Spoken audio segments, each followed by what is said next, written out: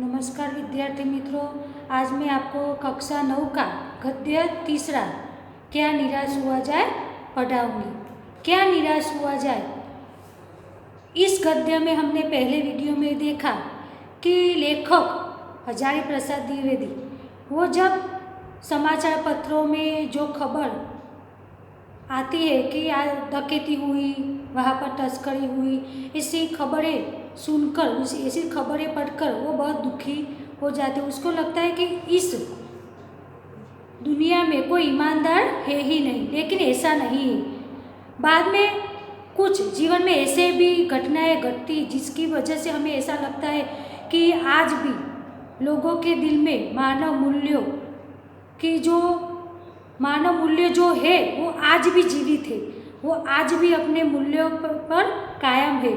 तो लेखक के साथ भी कई बार ऐसा भी हुआ है, कई बार वो उसके साथ छल भी हुआ है और कई ऐसे भी हुआ है जैसे की वजह से उसको गर्व महसूस होता है कि हमारे देश में आज भी अच्छे लोग हैं और आज भी मानव मूल्य लोगों में है। तो ऐसी कई घटनाएं उसके साथ घटी है जो अच्छी भी है और बुरी भी, लेकिन लेखक कहते हैं कि जो हमारे साथ जो अच्छा हुआ उसको ही हमेशा याद रखना चाहिए और जो बुरा हुआ उसको हमें भूल जाना चाहिए। क्योंकि अगर हम ऐसा सोच कर चलेंगे कि सब लोग बुरे, तो हम भी नहीं जी पाएंगे और लोगों के साथ हम भी अच्छा व्यवहार नहीं कर पाएंगे। लेकिन जहाँ पर हमें छल हुआ हो, जहाँ पर हमें हमारे साथ अच्छा व्यवहार ना हो, ऐसी घटनाओं को भूल जाना चाहिए और जो अच्छी घटनाएं हमारे साथ बीती हो वही को याद करके अगर हम जीवन में चलेंगे तो हम सुखी होंगे। तो आगे हम देखेंगे कि ऐसी कई कैसी घटनाएं बीती जो लेखक को उसके बारे में सोचने के लिए मजबूर कर देते कि नहीं, आज भी अच्छे लोग इस दुनिया में है। तो आगे का गद्य हम अब देखेंगे।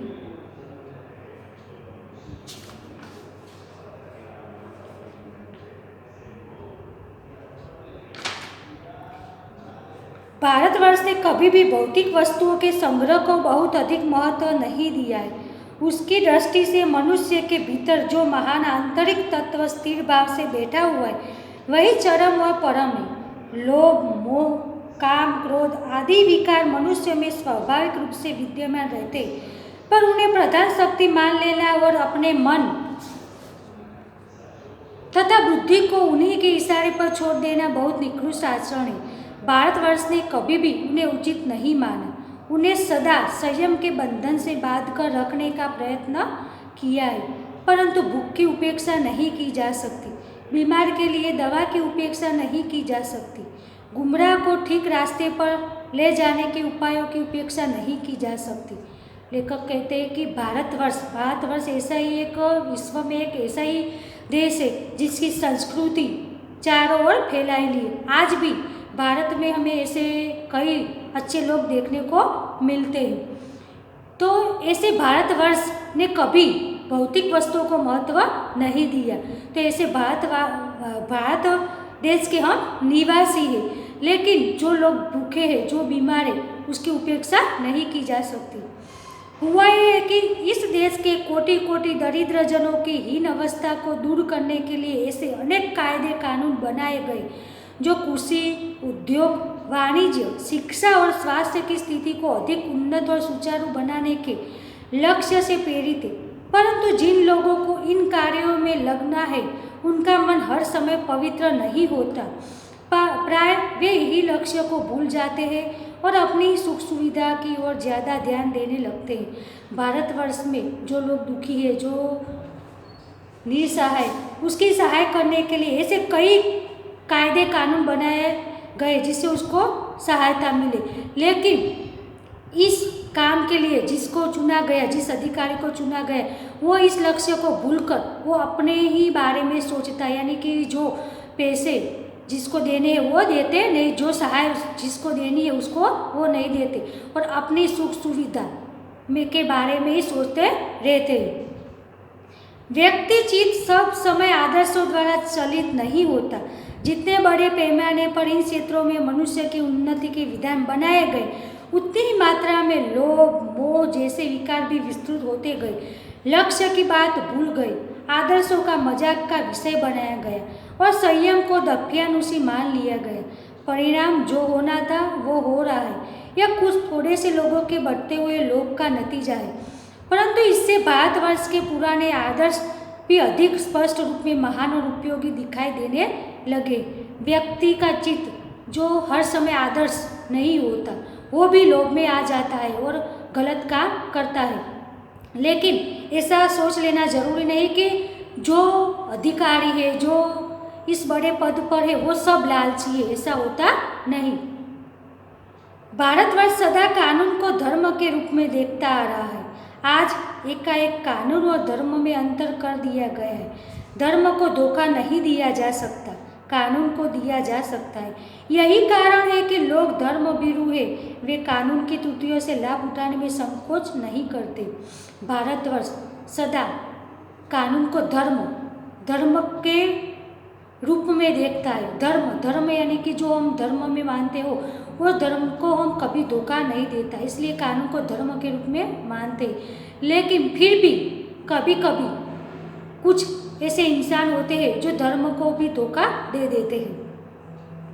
इस बात से के पर्याप्त प्रमाण खोजे जा सकते हैं कि समाज के ऊपरी वर्ग में चाहे जो भी होता रहा हो, भीतर भीतर भारतवर्ष अब भी ये अनुभव कर रहा है कि धर्म कानून से बड़ी चीज़ है। अब भी सेवा, ईमानदारी, सच्चाई और आध्यात्मिकता के मूल्य बने हुए। वे दबे अवश्य गए, लेकिन नष्ट नहीं हुए। आज भी वह मनुष्य से प्रेम करता है, महिलाओं का सम्मान करता है, झूठ और चोरी को गलत समझता है, दूसरे को पीड़ा पहुंचाने को पाप समझता है। हर आदमी अपने व्यक्तिगत जीवन में इस बात का अनुभव करता है। समाचार पत्रों में जो भ्रष्टाचार के प्रति इतना आक्रोश है, वह यही साबित करता है कि हम ऐसी चीज़ों को गलत समझते हैं और समाज से उन तत्वों की प्रतिष्ठा कम करना चाहते हैं जो गलत तरीके से धन या मान संग्रह करते हैं। आज भी हमारे भारत देश में कानून को धर्म के रूप में देखा जाता है। धर्म में ऐसा होता है कि महिलाओं का सम्मान करना, गलत काम को बुरा ही कहना, ऐसे कई मूल्य आज भी हमारे धर्म में है और ऐसे धर्म को हम कभी धोखा नहीं देते। तो आज भी कई लोगों में मानव मूल्य देखने को मिलते हैं। धर्म और कानून दोनों एक ही है। इसी प्रकार आज भी लोगों में ऐसे कई अच्छे मानव मूल्य देखने को मिलते हैं जो धर्म में देखने को मिलते हैं। दोषों का पर्दाफाश करना बुरी बात नहीं। बुराई यह मालूम होती है कि किसी के आचरण के गलत पक्ष को उद्घाटित करते समय उसमें रस लिया जाता है और दोषोद्घाटन को एकमात्र कर्तव्य मान लिया जाता है। बुराई में रस लेना बुरी बात है। अच्छाई को उतने ही रस लेकर उजागर न करना और भी बुरी बात है। सैकड़ों घटनाएं ऐसी घटती है जिन्हें उजागर करने से लोकचित्त में अच्छाई के प्रति अच्छी भावना जगती है। बुराई को बुराई साबित करना वो गलत बात नहीं, लेकिन बुरी बात हो उसको बढ़ा चढ़ाकर बताने से अच्छा है कि जो अच्छी बात हो वो भी इसी तरह बताए, तो लोगों के मन में आज भी मूल्यों का विकास हो सकता है। एक बार रेलवे स्टेशन पर टिकट लेते हुए गलती से मैंने 10 के बजाय 100 रुपये का नोट दिया और मैं जल्दी जल्दी गाड़ी में आकर बैठ गया। थोड़ी देर में टिकट बाबू उन दिनों के सेकंड क्लास के डिब्बे में हर आदमी का चेहरा पहचानता हुआ उपस्थित हुआ। उसने मुझे पहचान लिया और बड़ी विनम्रता के साथ मेरे हाथ में 90 रुपये रख दिए और बोला, ये बहुत गलती हो गई थी, आपने भी नहीं देखा, मैंने भी नहीं देखा। उनके चेहरे पर विचित्र संतोष की गरिमा थी। मैं चकित रह गया। लेखक के साथ एक अच्छी घटना घटी। वो इस गद्य में बता रहे कि एक बार जब वे रेलवे में मुसाफरी कर रहे थे, तब टिकट लेने गए, तब 10 की नोट की जगह पर उन्होंने 100 की नोट टिकट मास्टर को दे दी। तो टिकट मास्टर जो था वो लेखक को खोजते हुए सेकंड क्लास डब्बे में उसके जो पैसे वापस देने थे वो देने के लिए वहाँ पर आ गए। कैसे कहूँ कि दुनिया में सच्चाई और ईमानदारी लुप्त हो गई है। वैसी अनेक अवांछित घटनाएं भी हुई है, परंतु यह एक घटना ठगी और वंचना की अन्य घटनाओं से अधिक शक्तिशाली है। लेखक कहते हैं कि ऐसी घटना से मैं बहुत खुश हूँ मुझे लगता है कि इस दुनिया में कोई ईमानदार है, लेकिन ऐसी कई अच्छी भी घटनाएं घटती जिनसे लगता है कि आज भी लोगों में ईमानदारी है। एक बार मैं बस यात्रा कर रहा था। मेरे साथ मेरी पत्नी और 3 बच्चे भी थे। बस में कुछ खराबी थी, रुक रुक कर चलती थी। गंतव्य से कोई 5 मील पहले ही एक निर्जन सुनसान स्थान में बस ने जवाब दे दिया। रात के कोई 10 बजे हो गए। बस में यात्री घबरा गए।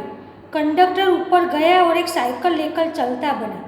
लोगों को संदेह हो गया कि हमें धोखा दिया जा रहा है। लेखक ने दूसरी घटना की उल्लेख किया है कि एक बार जब वो बस में सवारी कर रहे थे और बस में खराबी होने की वजह से सुनसान जगह पर वहाँ जाकर रुक गई। उसके साथ उसके बच्चे और पत्नी भी थी। तो लोगों को लगा कि ये सुनसान जगह पर बस रुक गई तो कोई अनिश्चित घटना घटने वाली है। लेकिन जो कंडक्टर था वो बस के ऊपर जो साइकिल रखी थी उस साइकिल को लेकर वो वहाँ से निकल गया। बस में बैठे लोगों ने तरह तरह की बातें शुरू कर दी। किसी ने कहा यहाँ डकैती होती है, 2 दिन पहले इसी तरह एक बस को लूट लिया गया था, परिवार सहित अकेला मैं ही था, बच्चे पानी पानी चिल्ला रहे थे, पानी का कहीं ठिकाना न था, ऊपर से आदमियों का डर समा गया था। लेखक के जो बच्चे थे वो पानी पानी कर रहे थे। लोगों ने तरह तरह की बातें सोच ली अपने मन में कि यहाँ तो डकैती होती है, ये सुनसान जगह पर पहले कई समय पहले यहाँ पर एक बस को लूट लिया गया था। ऐसी कई कई बातें वो सोचने लगी। कुछ नौजवानों ने ड्राइवर को पकड़कर मारने पीटने का हिसाब बनाया। ड्राइवर के चेहरे पर हवाइयाँ उड़ने लगी। लोगों ने उसे पकड़ लिया। वह बड़े कतार ढंग से मेरी ओर देखने लगा और बोला, हम लोग बस का कोई उपाय कर रहे, बचाइए, ये लोग मारेंगे।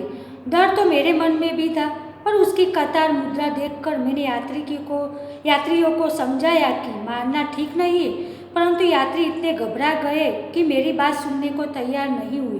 कहने लगे, इसकी बातों में मत आइए, धोखा दे रहा है, कंडक्टर को पहले ही डाकुओं के यहाँ भेज दिया है।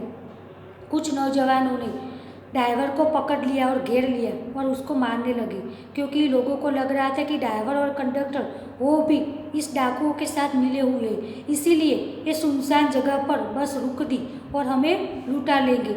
इसलिए उन्होंने ड्राइवर को पकड़कर मारने का प्रोग्राम बना लिया। मैं भी बहुत भयभीत था, पर ड्राइवर को किसी तरह मारपीट से बचाया। 1.5-2 घंटे बीत गए। मेरे बच्चे भोजन और पानी के लिए व्याकुल थे। मेरी और मेरी पत्नी की हालत बुरी थी। लोगों ने ड्राइवर को मारा तो नहीं, पर उसे बस से उतारकर एक जगह घेर कर रखा। कोई भी दुर्घटना होती है तो पहले ड्राइवर को समाप्त कर देना उन्हें उचित जान पड़ा। ये गिड़गिड़ाने का कोई विशेष असर नहीं पड़ा। इसी समय क्या देखता हूँ कि एक खाली बस चली आ रही है और उस बस पर हमारा बस कंडक्टर भी बैठा हुआ है। उसने आते ही कहा, अड्डे से नई बस लाया हूँ, इस पर बैठिए, वह बस चलाने लायक नहीं है। फिर मेरे पास एक लोटे में पानी और थोड़ा दूध लेकर आया और बोला, पंडित जी, बच्चों का रोना मुझसे देखा नहीं गया, वही दूध मिल गया, थोड़ा लेता आया। यात्रियों में फिर जान आई। सबने उसे धन्यवाद दिया, ड्राइवर से माफ़ी मांगी और 12 बजे से पहले ही सब लोग बस अड्डे पहुंच गए। सब लोगों ने ड्राइवर को घेर लिया। 1.5 घंटे के बाद क्या देखते हैं कि जो कंडक्टर साइकिल लेकर गया था वही कंडक्टर एक खाली बस लेकर आया था और आकर कहने लगा कि वो बस चलने लायक नहीं है, इसीलिए सब मुसाफिर इसमें बैठ जाइए। और लेखक के पास आकर कहने लगा कि पंडित जी, आपके जो बच्चे रो रहे थे पानी के लिए, खाने के लिए, तो मैं वहाँ पर से दूध और पानी लेकर आया। तो इसी तरह कंडक्टर ने अपनी अच्छाई दिखाई, तो सब लोग बस में बैठकर 12 बजे से पहले बस के अड्डे पर पहुंच गए। कैसे कहूँ कि मनुष्यता एकदम समाप्त हो गई, कैसे कहूँ कि लोगों में दया माया रही नहीं गई। जीवन में न जाने कितनी ऐसी घटनाएं हुए जिन्हें मैं भूल नहीं सकता। इस घटना के बाद लेखक को ऐसा लगता है कि कैसे कहूँ कि इस दुनिया में कोई अच्छा इंसान नहीं, लेकिन कई ऐसी भी घटनाएं घटी है जो बहुत दुखदायक है, लेकिन अच्छी भी घटनाएं हुई है जो हमें सुख प्रदान करती है, हमें शांति मिलती है कि आज भी लोगों में मानव मूल्य है। ठगा भी गया हो, धोखा भी गया है, परंतु बहुत कम स्थलों पर विश्वासघात नाम की चीज़ मिलती है। केवल उन्हीं बातों का हिसाब रखो जिनमें धोखा खाया है तो जीवन कष्टकर हो जाएगा, परंतु ऐसी घटनाएं भी बहुत कम नहीं है जब लोगों ने अकारण सहायता की है, निराश मन को ढाढ़स दिया है और हिम्मत बढ़ाई है। कविवर रविंद्रनाथ ठाकुर ने अपने ही प्रार्थना गीत में भगवान से प्रार्थना की थी कि संसार में केवल नुकसान ही उठाना पड़े, धोखा ही खाना पड़े, तो ऐसे अवसरों पर ही हे प्रभु मुझे ऐसी शक्ति दो कि मैं तुम्हारे ऊपर संदेह न करूं। मनुष्य की बनाई विद्या गलत नतीजे तक पहुंच रही है तो इन्हें बदलना होगा। वस्तुतः आए दिन इन्हें बदला ही जा रहा है, लेकिन अब भी आशा की ज्योति बुझी नहीं है। महान भारतवर्ष को पाने की संभावना बनी रहेगी। मेरे मन निराश होने की ज़रूरत नहीं है। तभी लेखक कहते हैं कि हमें निराश नहीं होना चाहिए। अगर हमें ऐसी घटना को याद कर कर चलेगी कि जिसमें हमने धोखा खाया है तो जीवन कष्टकर बन जाएगा, लेकिन हमारे साथ जो अच्छी चीज़ें हुई है उसको याद कर कर अगर हम चलेंगे तो हमारा जीवन सुखदायक बन सकता है। तो ऐसी जो घटनाएं धोखे खाए उसको भूल जाना चाहिए और जो हमारे लिए अच्छी हो उसको याद कर कर हमारे जीवन को सुगम बनाना चाहिए।